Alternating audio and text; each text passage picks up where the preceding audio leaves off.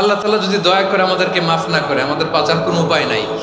আপনি কি ভেবেছেন আপনার নামাজ দিয়ে আপনি জান্নাতে যাবেন? আপনি তাহাজ্জুদ গুজার, সেজদা দিতে দিতে কপালে দাগ ফেলেছেন, এটা আপনারা জান্নাতে নেবে না। আপনি এলাকার সবচেয়ে বড় হাতেম তাই দানশীল, এই দানের ভরসায় বসে আছেন। কুশ্চিত কালো কথা।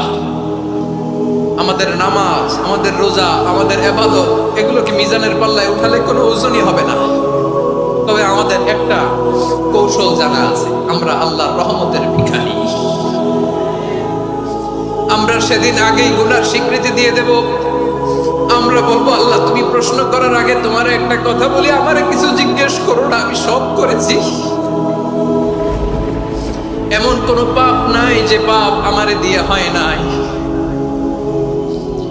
তোমার রহমত দিয়ে তুমি জান্নাতে পাঠাবা, তোমার দয়ায় জান্নাতে যেতে চাই, আমল দিয়ে না। পারবেন বলতে?